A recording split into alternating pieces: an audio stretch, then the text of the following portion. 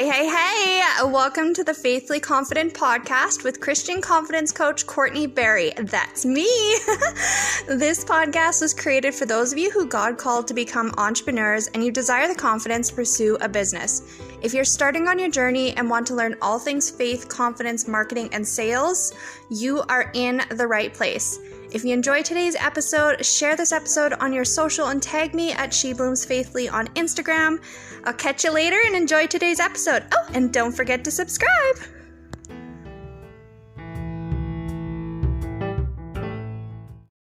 All right, so for the week before we get started with our podcast episode, I just wanted to take a quick moment just to acknowledge the reviews that are coming in from you wonderful listeners. I'm so grateful. I'm so happy to have you guys here and leaving reviews so that more people can find the podcast and enjoy it and know what it's all about, and you get the gist of it. Anyway, so for this week, we had a review come in from Melody, who runs the Abundant Mom Life podcast, and she gave it 5 stars for being a Christ-led confidence and business podcast. So what she said about the podcast in her review was, "What a wonderful podcast with great tips and encouragement for women starting off on their entrepreneurial journey with the goal of a kingdom-minded, purpose-led business. We all need help with confidence, and I love the focus on Godfidence in faith-led business and life." So thank you, Melody, for your review. I greatly appreciate you. You are amazing for leaving that. And for those of you that want to leave a review and you're not sure quite how, you can go to shebloomsfaithfully.com/review podcast. Review podcast, or is it podcast review? Let me just quickly check that.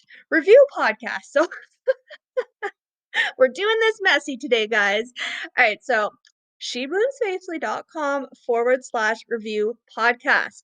All right, so without further ado, let's get started on this week's episode.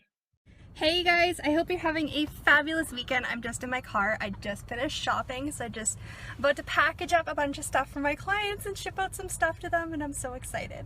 Anyway, so I wanted to talk to you today a little about where my stand is on, what you're supposed to do as a coach and, the things that you have to do in order to be successful, which I'm about to debunk and tell you that's not the case for everyone.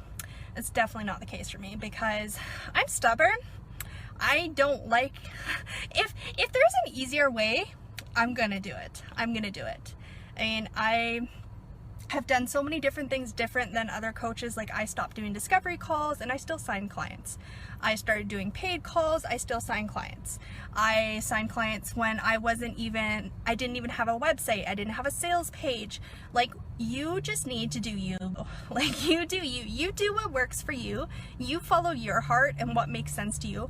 Nothing has to be perfect. Be messy. Be a messy entrepreneur. Do it now when it's not ready. Just to say, I've done it. I've done the work. And you know what? If something doesn't work for you, who cares? Because it wasn't meant to work. You know what? There's another day. You can do it again tomorrow. If it doesn't work, good. Do it again tomorrow. It doesn't work tomorrow? Good. Do it again the following day. I want you to know that it's not going to work the first time. What you do the first time may not work for you because you were following what you felt you had to do. You did not listen to God. You did not follow your heart. You did not follow your intuition. Wow, I'm out of breath. Oh my goodness. But you just need to follow your heart and do what works for you, because if you are doing something and you are forcing it, you are out of alignment. You are not following God's purpose for you. You are doing you. You are following the man-made way. You are not following God's way. You are doing what you think is going to work. You are trying to fast-track your success. And that's not the way to do it.